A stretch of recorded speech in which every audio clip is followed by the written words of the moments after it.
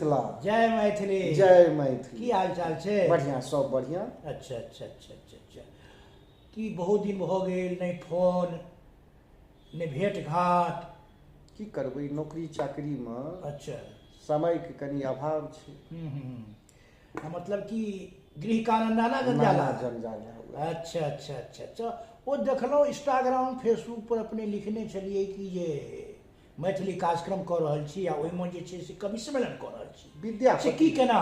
विद्यापति पर्व समारोह में अच्छा अच्छा अच्छा सोचलहुँ शुरू के 2 घंटा अच्छा अच्छा कवि सम्मेलन साँझ के समय में। साँझ के अच्छा, समय अच्छा, में अच्छा, आ तकर बाद रंगारंग हेतै। अच्छा अच्छा ई कहलहुँ जे यदि कवि सम्मेलन करै छियै तऽ कवियत्री के प्रधानता दियौ। खाली कवित्रीये टा। हाँ, एहि लेल कि एहिमे 2टा फायदा हैत।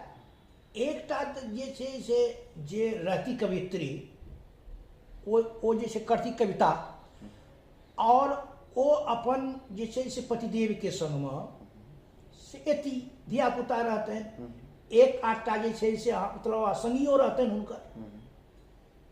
ऐसे की है जे कार्यक्रम में जे कुर्सी खाली रहैया, अच्छा, हॉल खाली रहैया, तऽ तीनियोटा के यदि एकटा जे छै संगे यदि अनथिन ठीक छै कवित्री, तऽ हॉल भरि जायत, कुर्सी भरि जायत।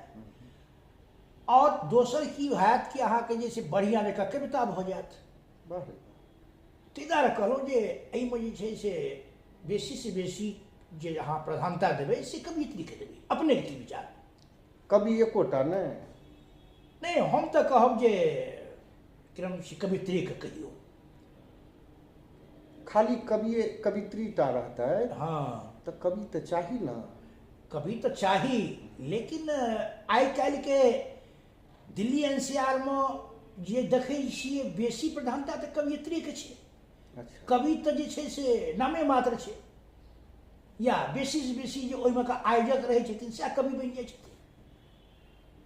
तऽ आयोजक कवि बनि जेथिन तऽ फेर दोसर कवि नहीं एथिन। और बहुत ठाम ई देखै छियै जे जिनकर कार्यक्रम रहै छै वएह मंच पर रहै छथिन, हुनके महासचिव मंच पर रहै छथिन, अध्यक्ष मंच पर रहै छै। अच्छा, एकर अर्थ इएह भेल कि जे हमही भोज करी आ पहिने हमही खा ली। ओ, ताहि लेल से अपनेके कहलहुँ, अपनेके की विचार?